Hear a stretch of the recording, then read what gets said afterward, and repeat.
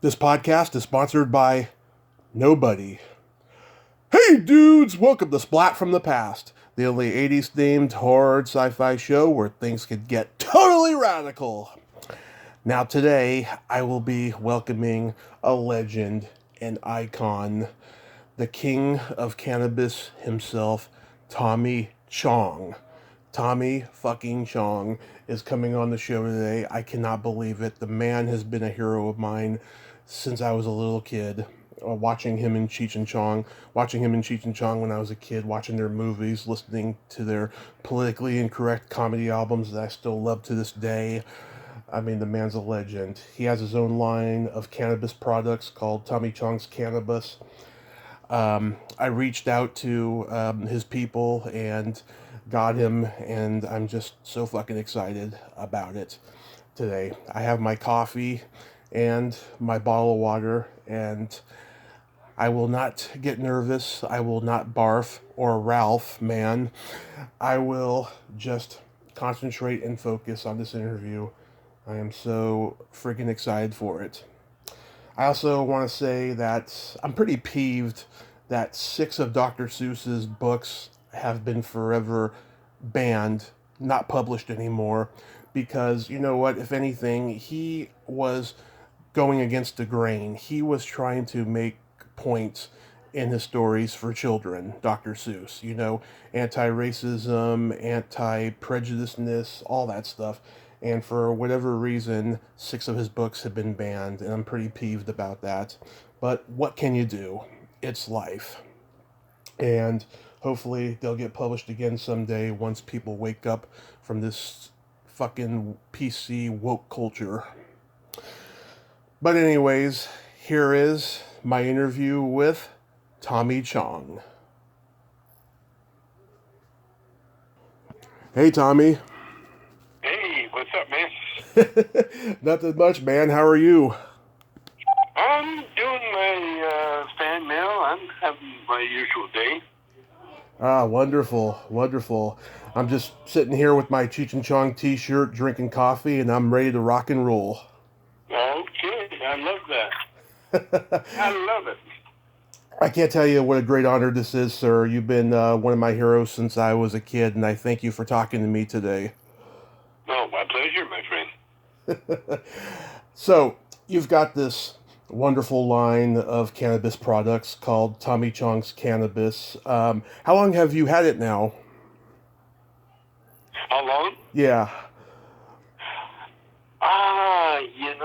It started back 14, I guess. 2014. 2014. Right around the time I was doing Dance with the Stars. Yeah. My son came up with this. It started out as Chong's Choice. Yeah. We were hooked up with these guys, but they punked out on us, and so now it's just Tommy Chong's Cannabis, and with my son, Paris. Yeah. So yeah, we've been going, ever since it got legal.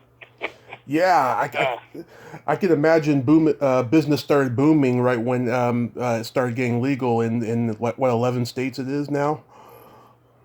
Yeah, well, it brought out all the shysters, all the con men, as Medmen found out, But we went through that stage too ourselves, with Chong's Choice. We got a couple of guys who were, in it for the fast buck, and which was okay, except they didn't want to share any of the fast bucks with us. Yeah. Yeah. But I mean, that's the nature of the business, and now we're on the right track. We got a good crew. My son, our partner JP. And there's just the three of us. Of course, my wife, she oversees everything. So right. I'm protected like you'll never believe. Yeah. Did you ever in your lifetime think pot would become such an industry that it's become? Yeah, well, I always knew, there was the unmentionable. Yeah. When we're smoking and say, when the conversation ever said, shit, can you imagine if this shit was legal Yeah, I used to do my stand-up routine. Yeah. I used to say that when pot's legal, your grandmother will grow more than you'll ever be able to smoke in a lifetime.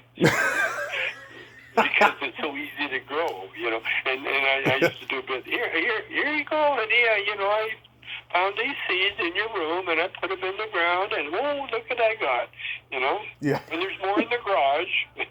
Yeah. And you take it home, because Granny doesn't need any, you know. Yeah. That's great. What would you say is your biggest selling product? CBD. The CBD? Yeah. Yeah, the CBD products. Yeah, because you know they can go in drugstores and everything. The minute you know it becomes federally legal and we can bank our money in that, you know, then it'll explode like unbelievable. You know, I'm thinking that we're going to have our own banking system. You Yeah. know, because or we're going to change the banking system. You know, because the stock market was exactly what stock, you know, like cows and pork bellies and stuff like that, you know, which was a drug. You know, food is a drug. Yeah. You know, it's something, you know, that people get addicted to, and so now you've got a medicine. Yeah. It's going to be worldwide, used for every ailment you can think of. And you think that's not going to be, take over? It's taken over. It took over when it was illegal. Yeah. That's why the cops are kind of, caught, because when it was illegal, they didn't have to pay taxes on the money they stole from the dealers. You know? Yeah. And now they have to. Yeah. So it's quite a conundrum. But that's why it's been illegal. You know, it was such a cash cow for everybody, and the only people that went to jail were the brown and black people. You know, because white, unless you were really notorious, they always found a way to buy their way out or whatever. But now it's a whole global changing thing. Absolutely. And food, alcohol, it's all drugs. and yeah, that's what you put in your body. Yeah. And now you come up with a product that promotes mental awareness. You know, everything else dulls that senses. Pot enhances it. And so now you got, that's why the artists always, Picasso and all the boys, back in the day, Van Gogh for sure, they were all big hashish smokers or whatever they called it back then. Hey, listen, we wouldn't have the computers that we have today. Oh, yeah. The iPhone without pot. That's all pot infused or inspired products. Yeah. And you see a pothead say, "Hey man, what do you think of having all your music in your hand? That you can in your phone. You can have everything in your phone. You can have your camera. You can have your music. You don't have to buy vinyl records. Yeah. Think about how primitive vinyl records are. I know. Have you heard of this new phone app? It's called Stash. No, what's that? It's a financial technology and financial services phone app, and there's an option on there to invest in legal cannabis companies through its corporate cannabis fund. I don't know too much about it. A friend of mine wanted me to ask you, like, what are your thoughts on something like that? Oh, great. Yeah, I love it, man. Yeah. I love all these. To me, I'm still kind of phone illiterate, Yeah. I'm definitely television illiterate. I can't,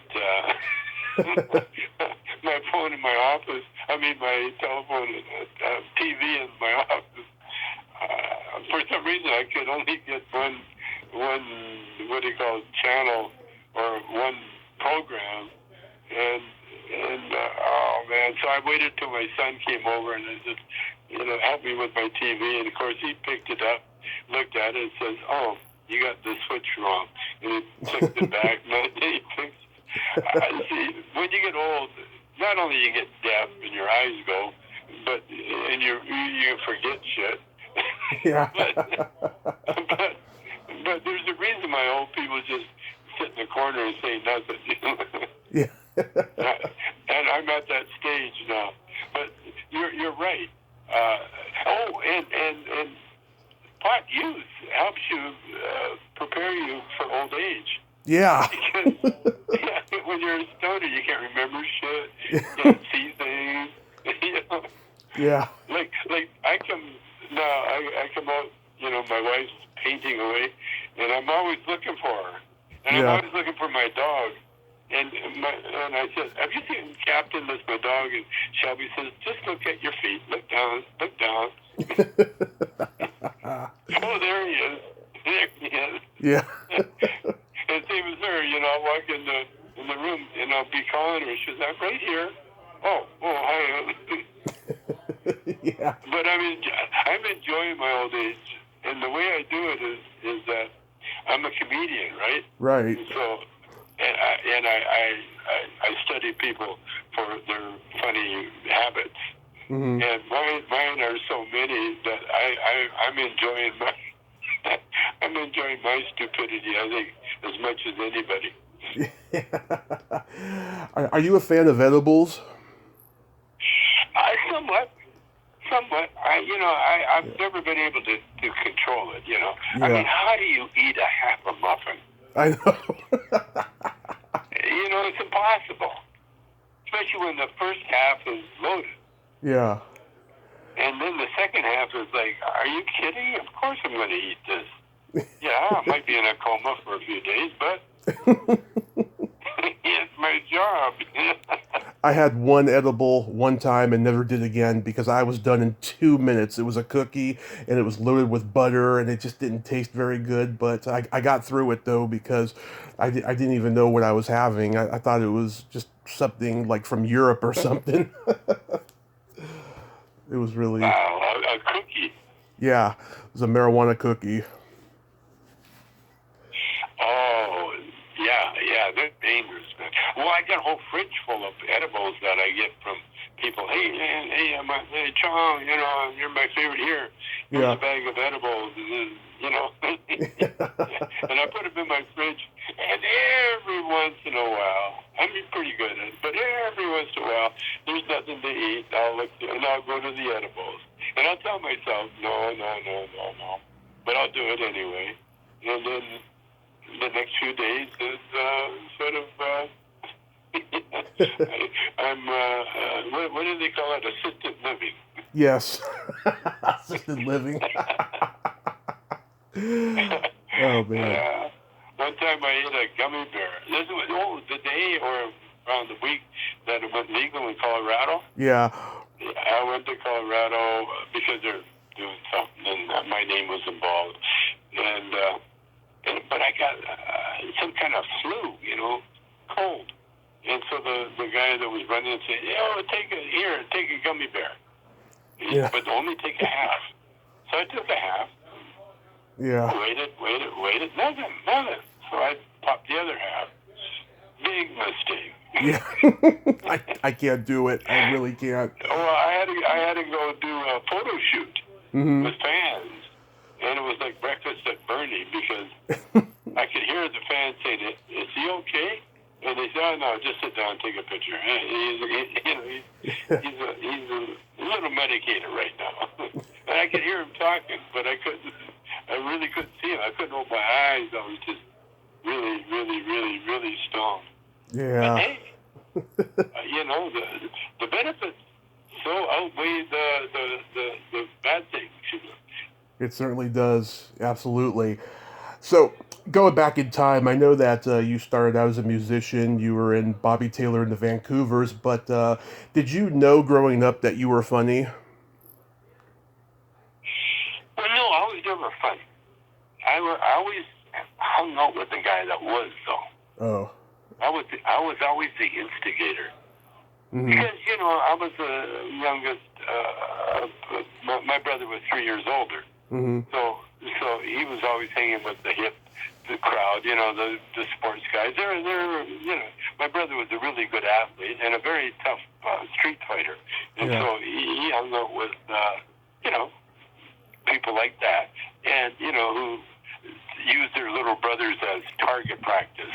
Yeah. Or like, mom would always make, well, you take your brother with you, that kind of thing. Yeah. And so right away, I'm a problem, And so I would hang out with the nerds of the neighborhood, the unwantables, and usually they were the funniest, because that's what we did. We weren't showing off. We were laughing at other people, or stupid things, Yeah.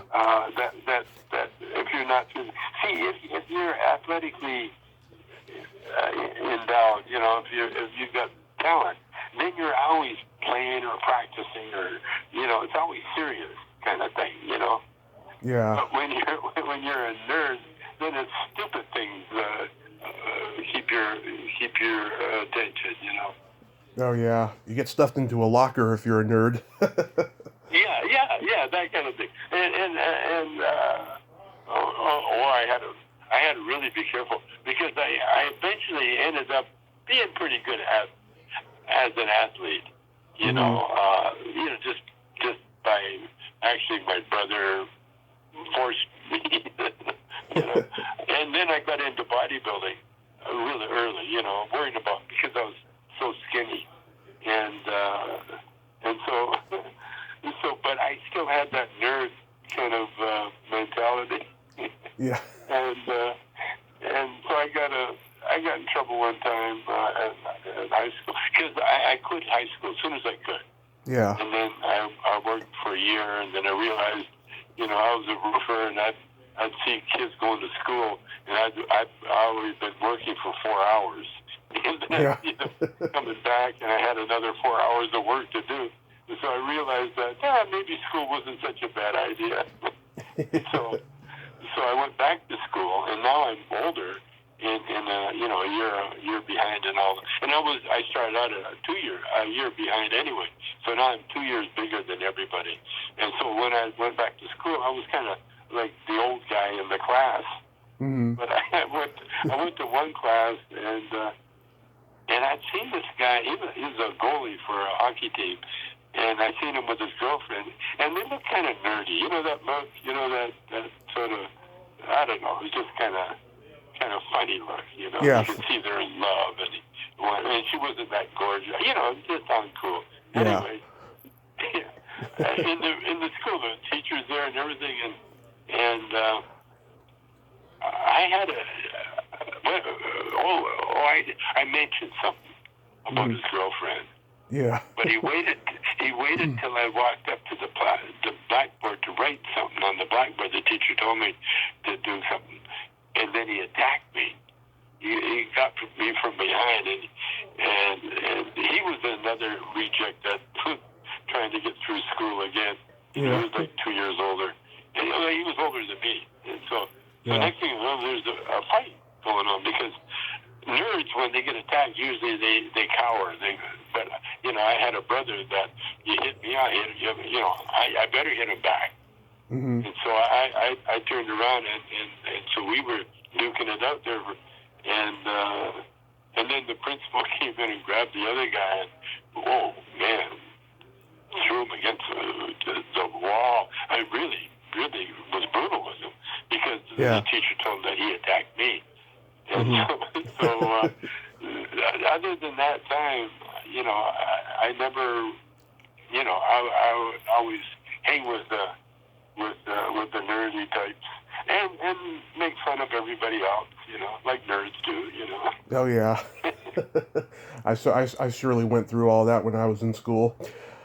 But so I know that you were running an improv strip club, as you call it, and Cheech was running from the draft when you guys met. Did you just know right away that he was a comedy genius that you were going to make a career with?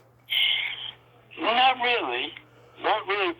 know what I admire? I always, when he came down to, we met at a mutual friend's house, actually where he was working. It was underground newspaper. And then I invited him to the club, and so he came down Saturday. I think we met Sunday. I forget. Yeah. Anyway, he came down on a Saturday night, and he walked in the door, and we're backstage, and when he came in, and he made such a beautiful entrance, because he was, kind of looking cool, but he had this gorgeous woman with him, full length mink coat. Oh, God, she was like a knockout. And everybody, whoa, is that the guy that wants the job? He wasn't Cheech, his name was Richard. Yeah. And so when I saw the girl, no, this guy's hot. There's something there. I always judge men by their women, Right. And in fact, my first girlfriends were always some friends of mine's girlfriend.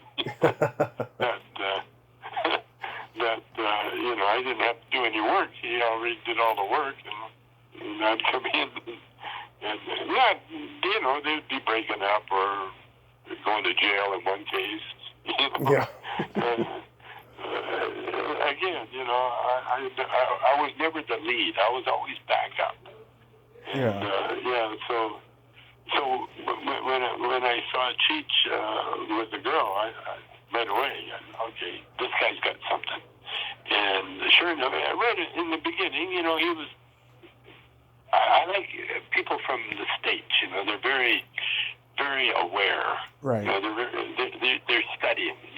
They're always studying people, Canadians, they're trapped in their own world, almost on purpose or whatever, That's why Canadians are so polite. Yeah. Because they've been taught, right away, don't get loud or boisterous, or else you're going to have to fight for it, But Americans, they get mouthy, and See, in Canada we had it was hockey.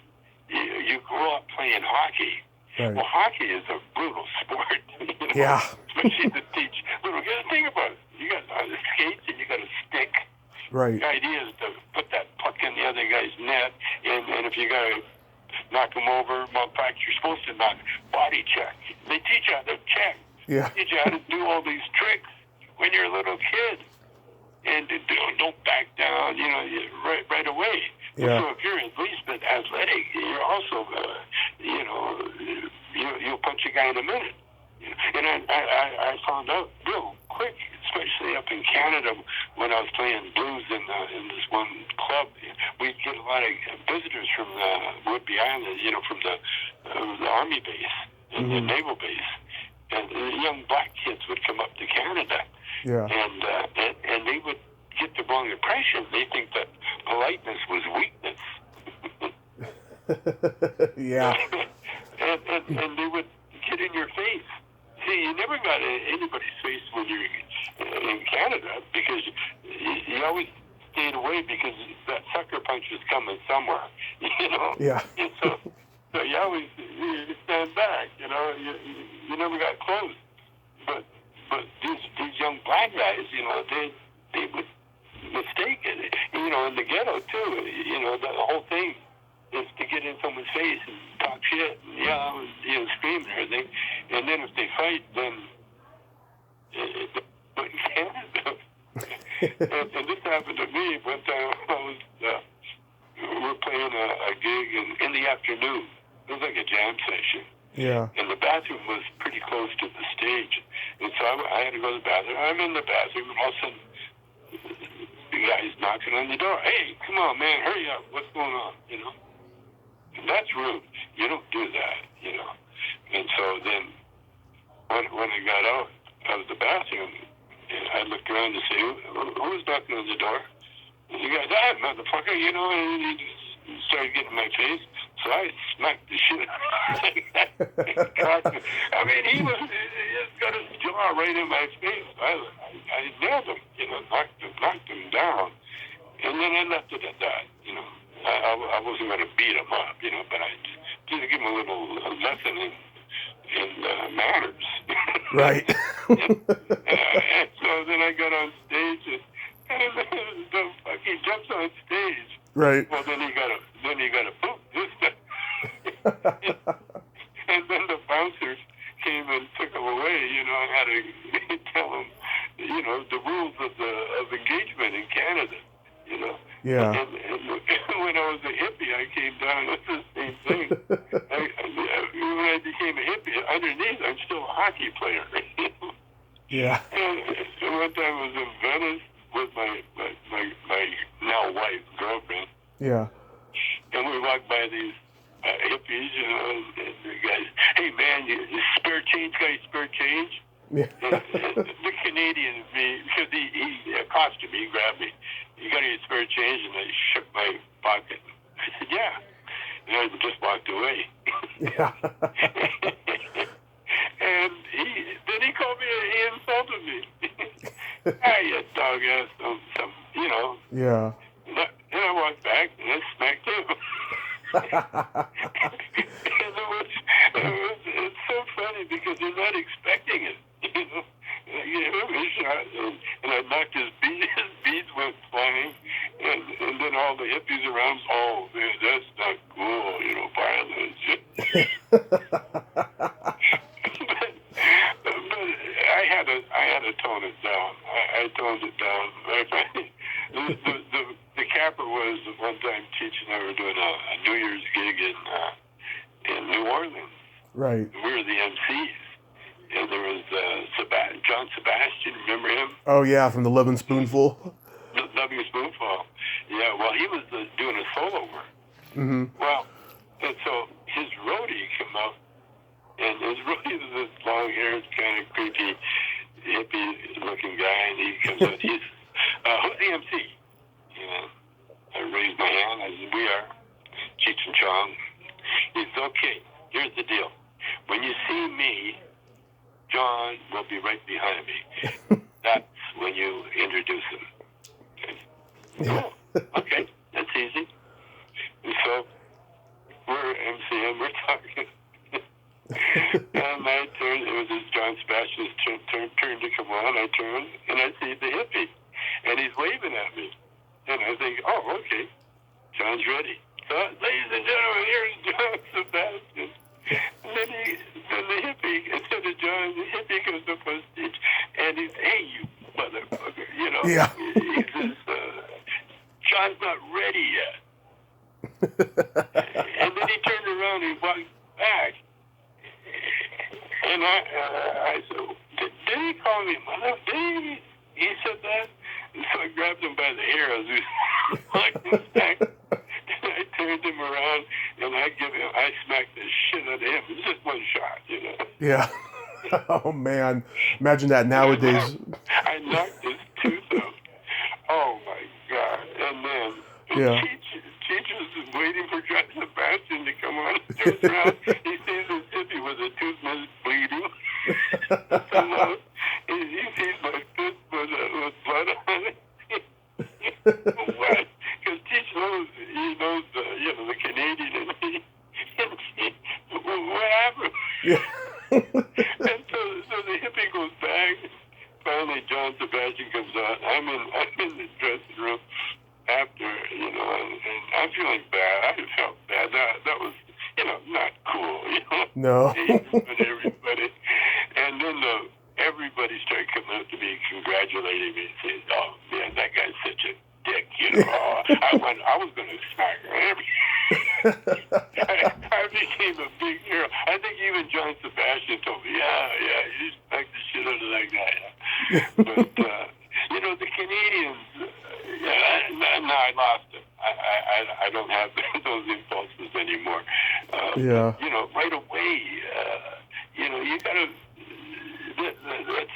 that's the cultural difference between, actually, the thing to do is find out what people do for their sport.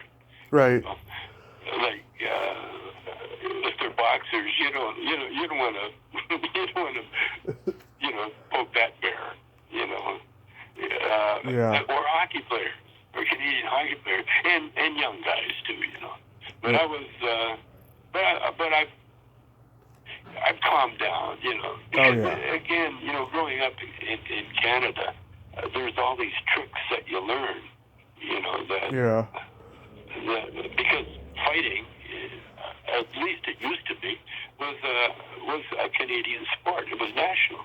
It was a national sport, and that's why when the color, because we had tons of racists in Canada, especially in Calgary, where I grew up.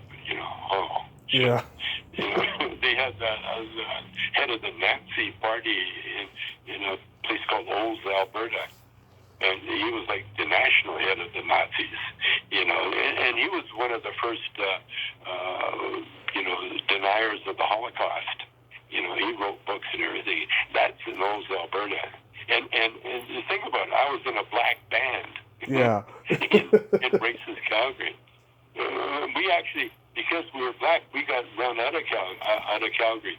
We were told to leave town Mm-hmm. by the mayor and the chief of police. Yeah. Wow.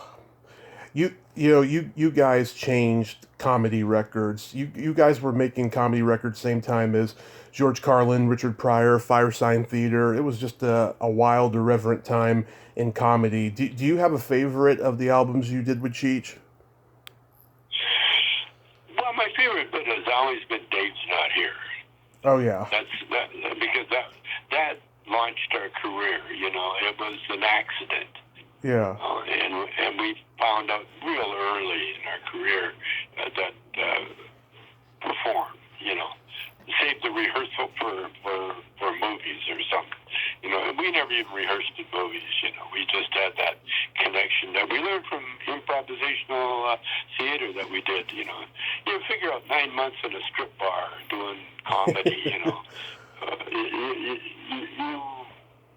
you get pretty good at timing, because the greatest thing about comedy is that you make people forget Right. what they're worried about, Yeah. You got to get them laughing, because you can't laugh and be miserable at the same time, You're either miserable or you're laughing, and when you get them laughing, and even people, that have suffered, terrible hardships in that, or even funerals. Right. I did a little post mortem bit in a church. It was for my landlord. Yeah. And Frank, an Italian guy that died from I guess cancer. But he worked in the paint shop at Warner Brothers. Mm-hmm. And so it was kind of inevitable. But still, he had all the family and everything there. And so when I got on stage, the only thing I could think about was the funniest thing that Frank did. Right. Which was he after I got when we were living, the minute we got signed with Blue Adler, and I had some decent money, Shelby and I went looking for a decent place to live. Right. And it was down the street from where we were living, and Frank was putting a sign out about the apartment for rent. And so I came up with my long hair and my greaser look, and the neighbors told Frank, "Oh, don't rent it to this guy." But Frank was Frank had no choice. Because what I did, I took the sign out.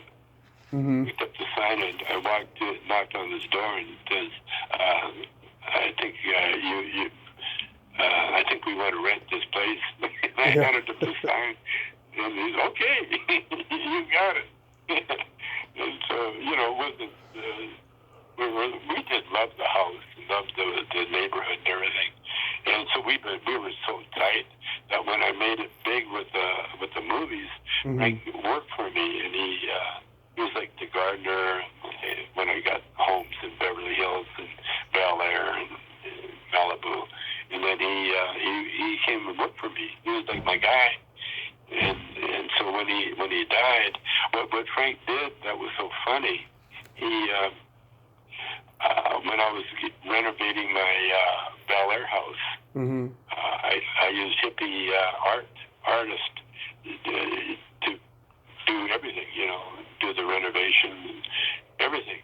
And of course, hippies smoke a ton of weed, and back in the day, it was Mexican weed that had a lot of seeds. Yeah. And so we got a big bag of seeds that the hippies, when they worked on my house, they left. And Frank, being the gardener of the whole property, he saw the seeds, and he found this little area up the top of my property. We're on the side of a hill, and right at the top of the hill, there was a natural stream coming out, which he made a little viaduct out of it. And then then there was an area there that he planted 40 some odd plants, mm-hmm. and they grew to be 15 feet high. Wow. And they were the best, some of the best weed ever grown in Bel Air for sure. Nice. And so Frank had these plants, and I was on the road. We were I think we were doing a movie, or we were somewhere in Europe, doing something. Anyway, we were gone for months at a time. And so when I come home, Frank says, he told me, he said, I grew some plants, and so he took me, he showed it to me, and holy shit. Yeah. It was a big garden. But the problem was, the neighborhood kid was raiding the garden every once in a while. And so Frank didn't like anybody raiding our garden. And so Frank sat up there one night. He had his gun with him, Frank, the old homeowner, Yeah. And he had his pistol with him. And he sat up there at night waiting for the guy. And sure enough, the guy comes in. He gets a big trash bag full of weed. And Frank come up behind him and says, "You drop at that bag, I'm going to shoot you in the ass." And of course, when you tell a guy where you're going to shoot him, yeah, that's when you know he's serious. Yeah. So the guy dropped the bag, the kid dropped the bag and ran, I guess he ran home. Yeah. And so Frank told me about it. So I went over to the house. I knew where it was, a young kid, rock and roll playing real loud. So I knocked on the door, and the music stopped. Yeah. and the father came to the door. And, "Can I help you?" And I said, "Yeah." I said, "Listen, your son's been stealing plants out of my yard. Just tell him, don't do that anymore. Stay out of my yard." And the father goes, "What kind of plants?" I said, "Marijuana plants." And he said, "Isn't that illegal?" I said, "Yeah. So that's why he should stay out of my yard." And the father says, "I'll tell him." and so that was the end of that. So I told that story at the funeral, and I had that. It was like a comedy. All of a sudden, the church turned into a comedy club. Big, huge laughs and that, But see, that is the beauty of humor. Right. And the worth, it's worth so much, to be able to laugh at your problems or at someone else's problems, because then it goes away. You've kind of solved it, Right. It doesn't linger, and that's what I did with Frank when he left. People were so sad, until I reminded them of what a beautiful soul and how funny Frank was naturally. Mm-hmm. And then everybody, because the truth is, even in this pandemic, Mm-hmm. there's humor. There's tons of humor. Right. Did you hear the girl? I don't know what's her name. Banfield, I think it is. She did the funny COVID joke. What was it? On TV, and in fact, they got her to tell the joke, and they said, Yeah. And they said, what's your experience? Oh, they set it up like, did your mother, she passed away from the COVID?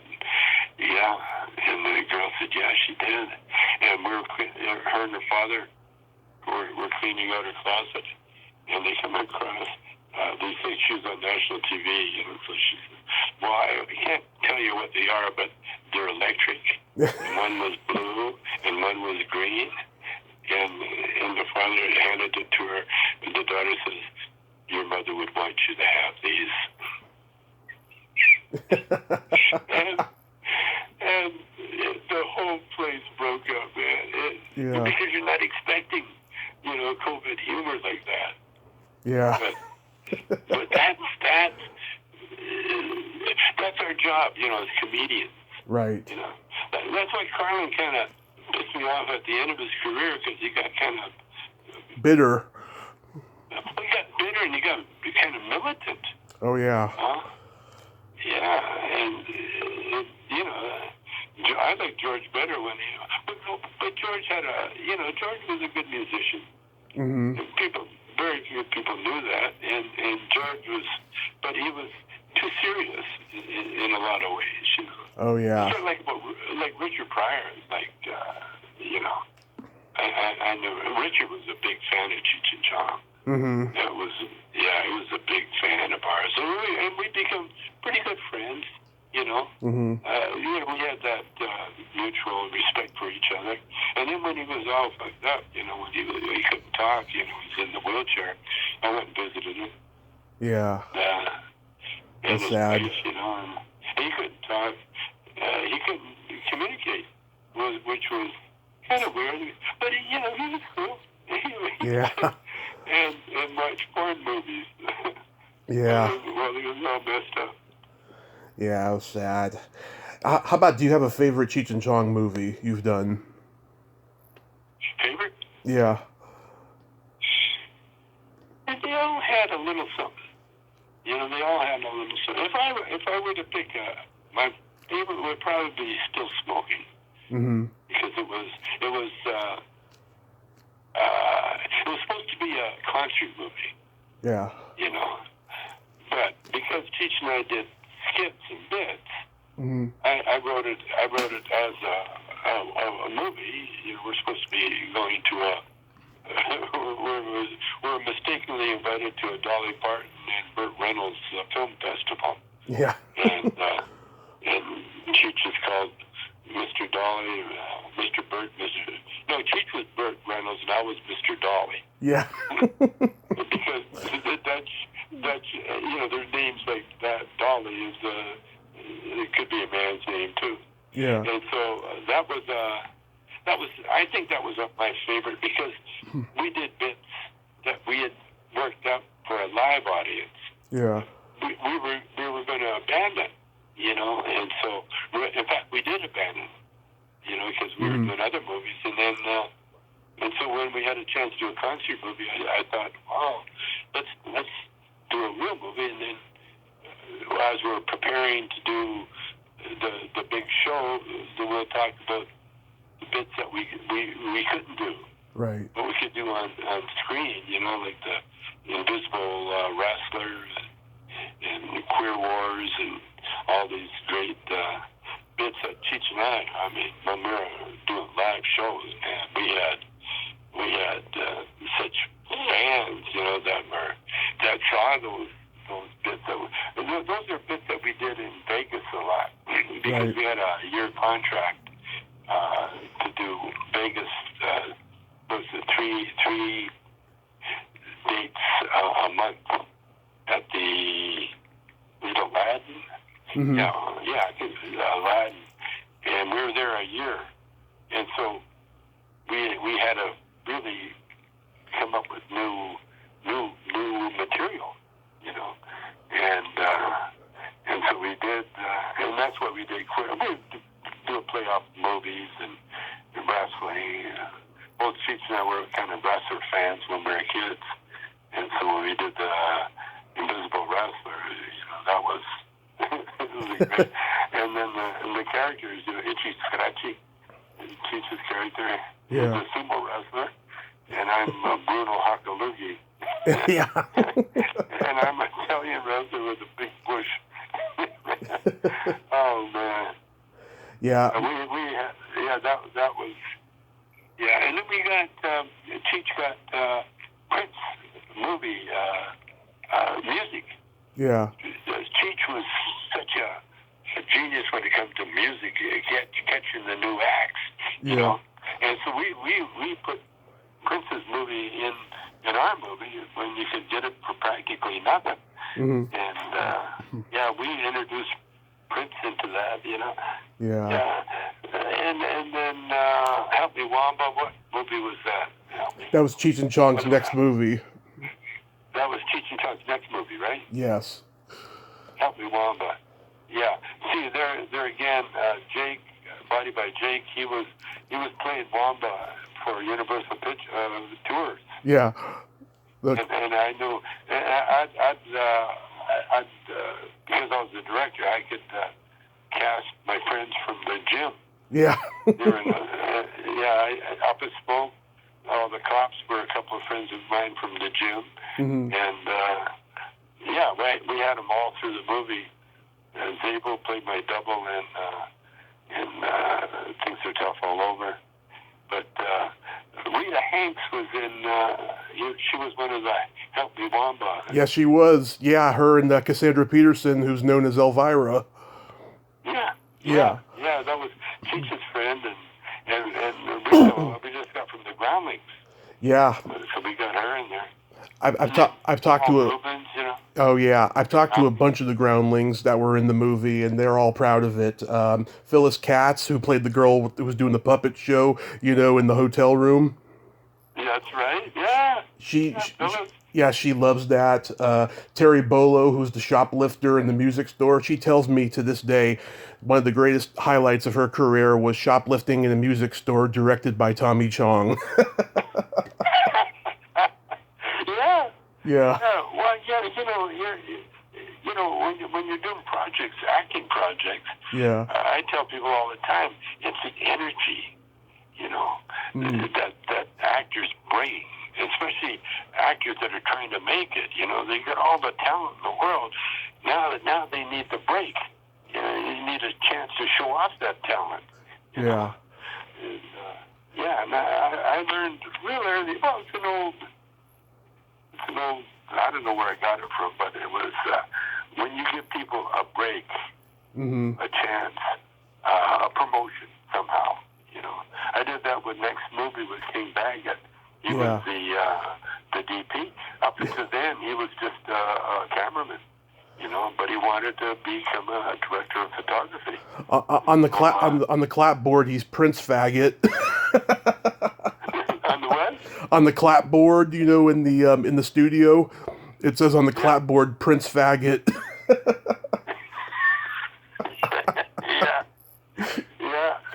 had a lot of fun there. Yeah, next movie is my favorite Cheech and Chong movie. I also love Things Are Tough All Over because you guys got to do other types of humor besides dope humor in that one. Yeah. Yeah. Yeah, different characters. Yeah. It was a nice journey. And right up, you know, I was sad when we ended it. Yeah. Or Cheech ended it. I was really sad because I was looking forward to doing Cisco Kid. You know. Oh yeah. We got that thing, but by that time Cheech was definitely not in any mood to be doing any kind of funny Chicano stuff. You know. Yeah. Then Cheech eventually did the Cisco Kid with Jimmy Smits, but it was a TV movie. Oh, it was horrible. Yeah. Cheech, he pissed me off, you know, because in a way he pissed me off, but then in another way I realized that I had the key to that Cheech, and no one else had that key. Right. You know, I was the only guy that could bring that guy out of him. You know. Yeah. Because he didn't want to do that character right in the beginning. You know, because he'd been trying to, you know, distance himself. He's trying to, you know, reinvent himself more as what he was. You know, like right. An intellectual Chicano that knew, you know, had a hell of a memory. You know, be the Jeopardy champ. You know, that was really the Richard. You know, and when I got him, because we were doing a live show in the Valley in Encino, and we had to do 2 shows, and it was what do you call it, a dance club. You know, they're dancers. They were dancing. And they didn't want to see comedy. And so we did our first show, and it was like, it was okay because it was material that we did in the strip clubs, you know. Mm-hmm. But now these aren't strippers. These are dancers, you know. You don't want to laugh at sexual innuendos, you know. Yeah. And so in between shows, I said to Cheech, man, come on, you're from here. There must be a character that can, you know, work with these people. And he said, yeah, there is one, but I said, but what do you bet? Yeah. He said, well, it's a little detrimental to, you know, the Chicano community. And I said, well, hey, we're comedians, man. That's our job, you know. Yeah. That's exactly what we have to do, you know. And so then he kind of described, you know, his lowrider character. And so then I said, okay, well, then I remember this bit that the black people, black comedians used to do, you know, when I was playing in the black clubs, and they would mime picking up a girl on a date, you know, on the stage, you know, and the car would appear just through the mime, you know, and so I told Cheech, I said, okay, with that character, you create a car by polishing it, washing, you know, pretend that you're washing it, and so then we see a car, and then when you get in the car, you know, then you can see me. I'll be hitchhiking, and I'll come up as a bread freak, Yeah. you know, downer freak, and that was our first bit, and so we did that night at the dance club, and whoa, the effect was fucking, it was mind-boggling, you know, because they went from hating us to loving us. I mean, big time. And then once we did that character, the two characters, the stoner, the lowrider and the stoner, whoa, that was it. And then when we did movies, the other wanted to do Cheech Chong's greatest hits. Yeah. And Cheech and I got together. We said, "Nah, let's do our most popular characters, the lowrider and the red freak." And then, so then that was it. Those guys really became Cheech and Chong, you know. Yeah. How was working with Marty Scorsese on After Hours? How was it? Yeah. Oh, it was interesting. It was interesting. You know, because I usually direct everything, and now we got Scorsese, so I lost my job. Yeah. The director, Cheech, lost it. He loved it. He just loved working with Scorsese, and Cheech more or less wrote our dialogue in it. You know, he got it right away. Right. Yeah, you know, there again, you know, we're playing Cheech and Chong, so I can't be that bright, you know. Yeah. Cheech can be on the Chicano side. So it was great. But you know, when you work with Cheech and Chong, you just tell us the idea and then you roll the cameras. That's what Scorsese did. You know, there was no figuring out who we were or what we were. You know, and because we had such success, you know, our name would mean ticket sales, you know. And so that's how Scorsese, he got us, you know. It's a little movie trick, you know, who's hot, you know, in that field. And, right. But I really enjoyed the what do you call it? The compliments of working with a Scorsese. You know, that's a nice feeling, you know. Yeah. But I'll tell you, I got a compliment from Tarantino. To me, that was it meant a little bit more than Scorsese, you know. Yeah. And when it comes down to, and you know, the biggest compliment I got was from, and it wasn't like, hey, you're great compliment. It was like, he's here. Yeah. Where? I was at a party, and Spike Lee was there, and I heard him. I was in another room, and I heard someone say, Tommy Chong's here, and Spike Lee went crazy. Where is he? He's here? No, really? And then he went looking, and I was in the next room. And I heard that. To me, that was a giant compliment. Mm-hmm. But those guys, the guy that I really admired movie-wise was Robert Altman. Oh yeah. Because he devised our system of movie making. Yeah. It was so much improv and let the actors do the thing, and I love Robert Altman's movies and his approach and his acting and that, and everybody that was in the Robert Altman movies, and what's his name? Being there, what's his name that did Hal Ashby? Oh yeah, Peter Sellers. Yeah, another fucking genius. I never got to know Hal. I got to know his Diane Hanks that worked with him. Right. The dog. Oh, and she was a girlfriend. She was one of his girlfriends, and I got to know Diane really well. And she told me that Hal was a big Cheech and Chong fan. Everybody was a big Cheech and Chong fan. Oh yeah, how can you not like Cheech and Chong? They're, Yeah, especially when your kids like us. They're the alter egos of everybody, of every naughty person. Well, we purposely, I did, and Cheech, that's how we got our comedy.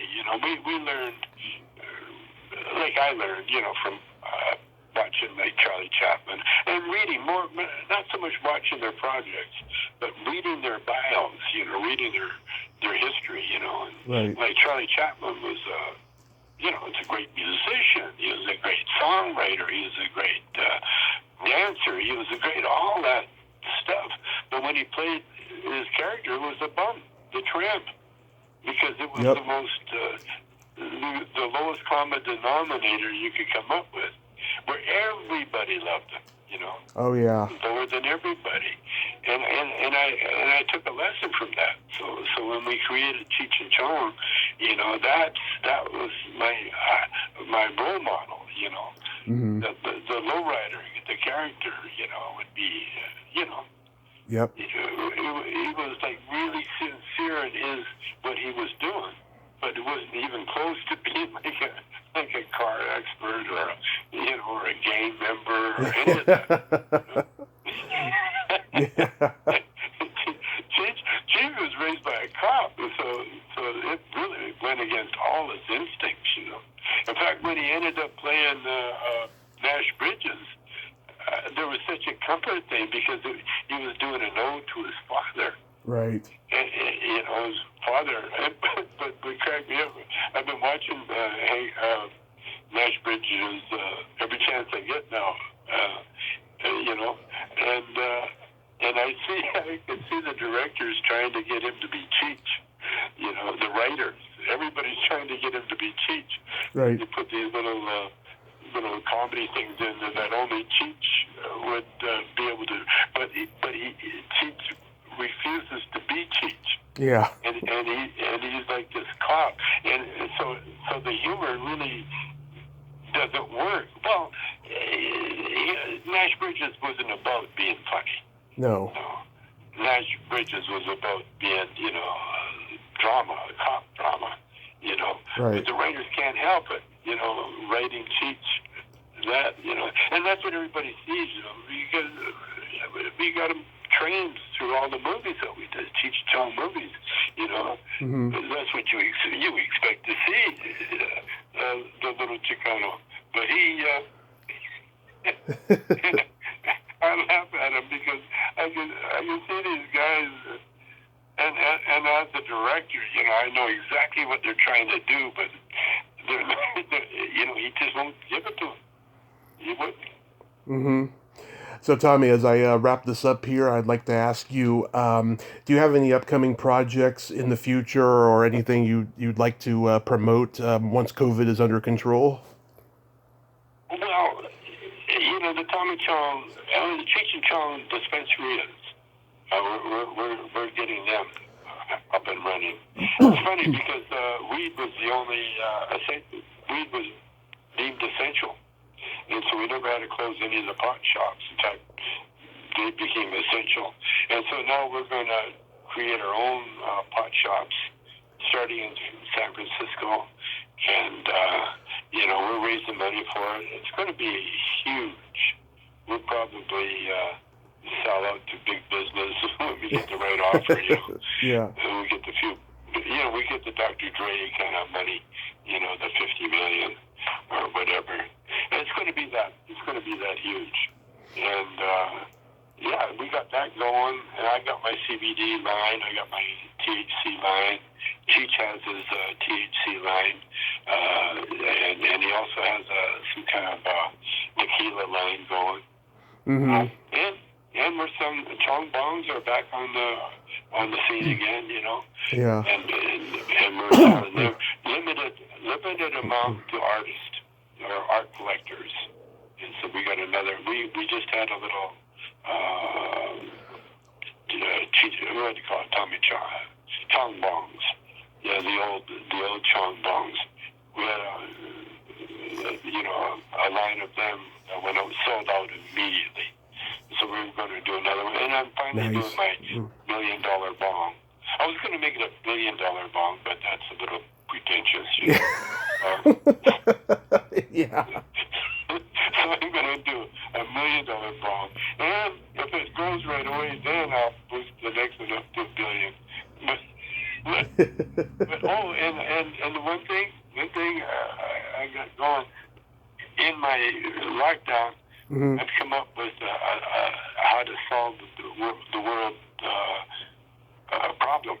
I've come up with a way to solve the gun problem in America, and I've come up with a problem of solving world hunger and refugee problem.